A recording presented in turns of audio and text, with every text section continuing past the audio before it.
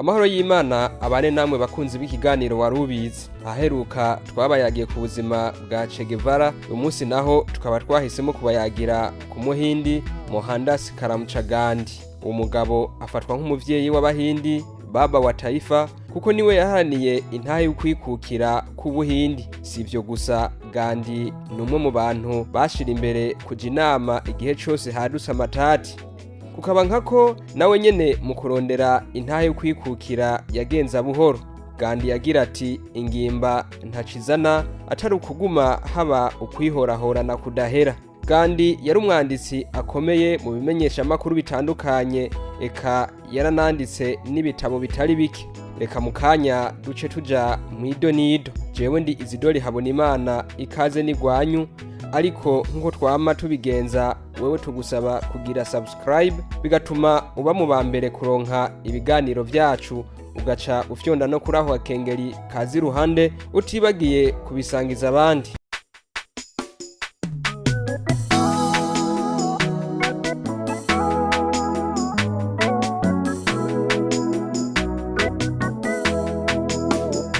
Mohandas Gandhi azwi ku izina rya Mahatma Gandhi yavutse ku igenekerezo rya 12 Gitugutu umwaka w'igihumbi kimwe amajana 869, avukira ahitwa Porobandar mu gihugu c'Ubuhindi. Se wiwe Gandhi yari umukozi muri sentare y'i Rajasthan mu buseruko bushira uburengero mu gihugu c'Ubuhindi. Umuhungu we Gandhi yavuze ati, nubwo data atamashure menshi yari afise, ariko yarashoboye gutatura amatati yishimikije uburambe mu kazi. Yari yaranabaye kandi umushikiranganje wa mbere mu gihugu c'Ubuhindi nyene.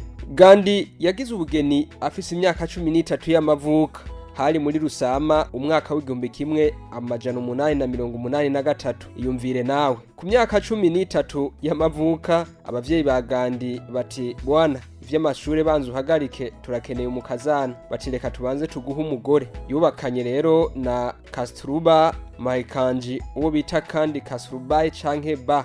Ubu mwigeme nawe nyene yari afise imyaka 13. Urumva neza yuko bayinganya. Aha umuntu yo kwibaza urugo rw'abana ukugene rwari rwifashe. Aba rero barabanye maze bavyarana abana 4. Aho hose imbere yuko Gandhi yubaka ugwiwe, yari yahagaritse ivyigwa mu kiringo c'umwaka. Yagiye gusubira ku ishure inyuma y'iyo mariage. Bivanye nuko Gandhi yari inkerebutsi n'incabwenge mu ishure, yaciye asaba ko bomureka agasimba ishure, kandi niko vyagenze.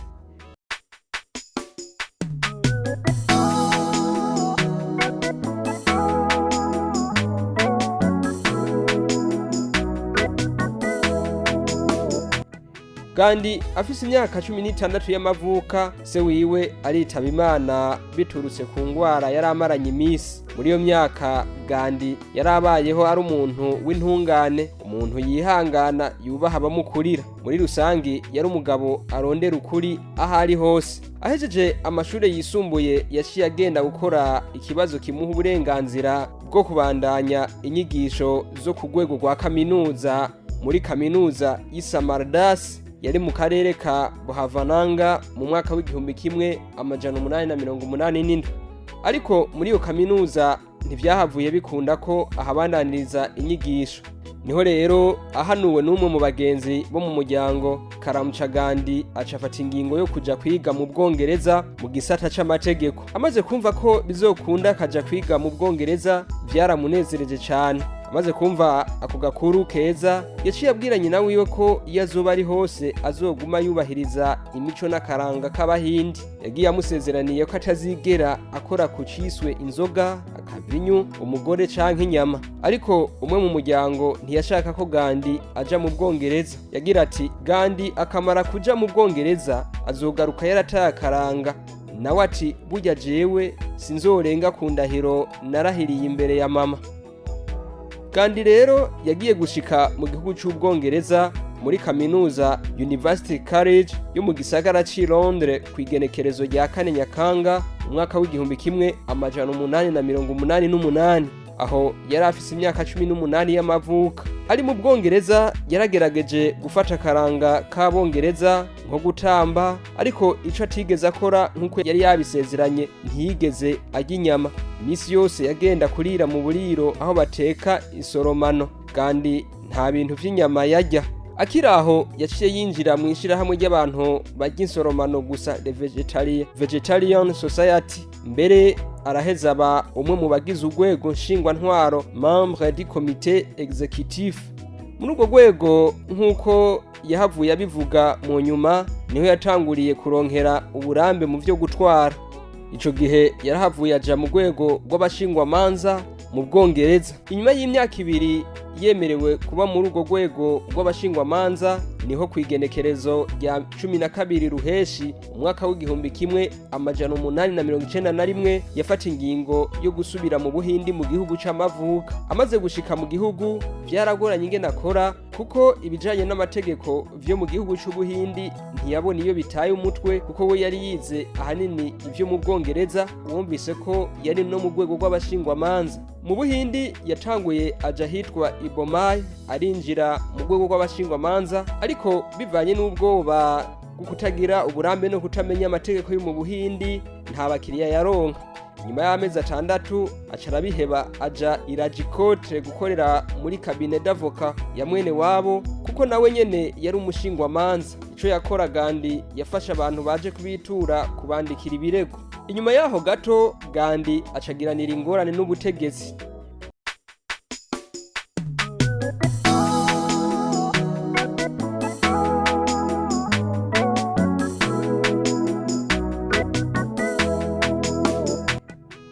Mwene wabo Laxmidas yari yahoze ari umuhanuzi w'umukuru w'igihugu, niho yabona umutahe wo kumurengutsa. Yagirizwa kuba yari irengagije ubusumwa bw'ibitako bwabereye ku Kirimba. Urwo rubanza ku ruhande rwa leta rwakurikiranwa n'uwitwa Charles Oliver. Umugabo akaba yari umugenzi wa Gandhi, kuko bari bahuriye i Londres mu Bwongereza igihe Gandhi yari kw'ishure. Laxmidas acatora Gandhi ko ari we yoja kumuburanira. Gandhi ati nta ngorane, kuko yarabona ko mwene wabo ataco yiyotsa. Umunsi umwe rero Gandhi aritora aja kuraba uwo Oliver yariko abashengeza. Aho hose yagenda ataco yinona. Ashitse atangura kumwibutsa ingene bahuriye mu Bwongereza. Atangura rero kuvuga ashigikira mwene wabo. Buno nyene Oliver acamwereka ko ivyo kuba bahuriye mu Bwongereza ataco bivuze. Acara muryagagura ati mwene wanyu ni inkozi y'ikibi. Ati mbere va ngaha, nta mwanya afise wo kukumviriza, vyinshi tuzobivugira imbere y'ubutungane. Aca mutegeka kuva aho hantu vyihuta. Ariko Gandhi ahaguma atakatakamba ko yomwumviriza. Uno nawe aranka. Niho guca abwira umukozi ati sohora Gandhi n'ingoga vyihuta. Gandhi mu nyuma biramutera ubwoba, aca yandikira Oliver amusaba ikigongwe. Aho hose rero yatinya ko ashobora kumukurikirana imbere y'ubutungane. Uno nawe mu nyuma aca amenyesha ko Gandhi yerekanye indero nke. Gandhi amaze kubona ko bigiye kumukomerana, aca yiyumvira guhunga igihugu. Mu mwaka rero w'igihumbi kimwe amajana 893 Gandhi aca yigira muri Afrika y'Epfo.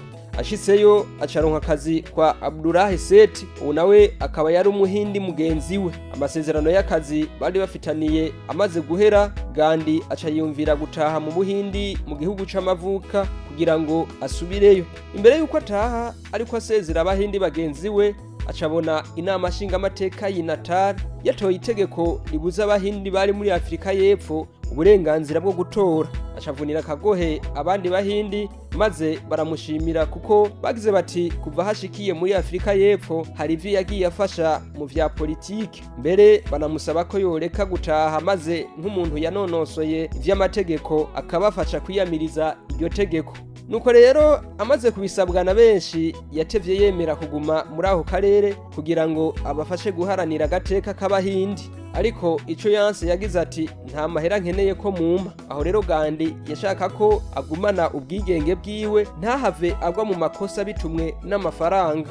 Aca kota inzu y'igorofa 2. Iyo nzu yayikose kugira ngo akureho ivyavugwa ko abahindi ataco bikura. Mu mwaka w'igihumbi kimwe amajana 894 acashinga umugwi witwa Natal Indian Congress, uhurikiyemwo abahindi baba muri Afrika y'Epfo. Bacangura gushira habona rero ukugene bari bafashwe nabi n'abongereza muri ico gihugu.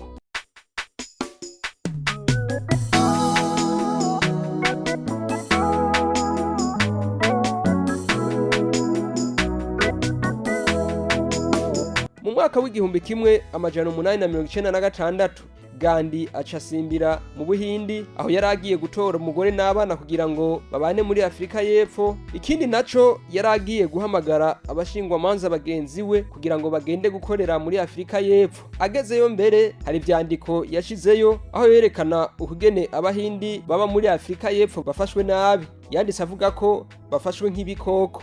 Kuva ico gihe rero ubwato bw'abahindi buca butangura kwinjiza kane mu mwaka abahindi bagera ku majana 3 canke amajana 4. Abazungu baca batangura kugira ubwoba bati bwa bundi abahindi baradushwayemwo. Avuye muri Afrika y'Epfo atace mu gihugu c'amavuka mu mwaka w'igihumbi kimwe amajana 915 Gandhi aca yihintumbero yo kuzunguruka igihugu cose umutumba ku mutumba kugira ngo amenye uko igihugu cifashe. Nuko rero acatangura guhamagarira abanyagihugu bo mu karere ka Champaran muri leta ya Bihar bari basanzwe arabarimyi ariko batagiraho barima.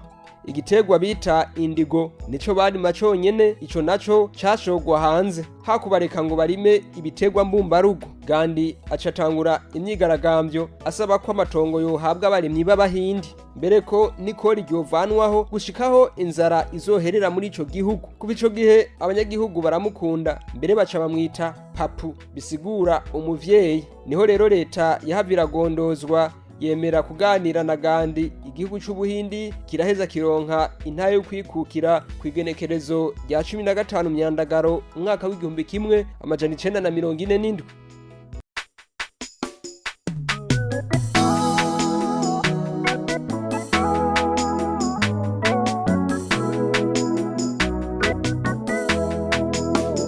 Hari amajambo menshi Gandhi yavuze akiri muzima. Yagira ati: nduguruye twamugina, jewe ndaba ivyiza vy'abantu, ibibi bakora ntumbaze kuko naje ndafise ivyo banegura, nico gituma ntocira urubanza abandi, ndugaye twamugina. Gandhi yaravuze kandi ngo hari bituma vyinshi nama niteguriye gupfa, atariko nta kintu na kimwe cotuma nitegurira kwica. Mahatma Karamuca Gandhi yajyamiye ukuboko kw'abagabo arashwe kwigenekerezo rya 30 umwaka w'igihumbi kimwe amajana 948. Ico wo kwibukira ko Gandhi nuko yari umugabo ashira imbere umwumvikano kurusha ingimba.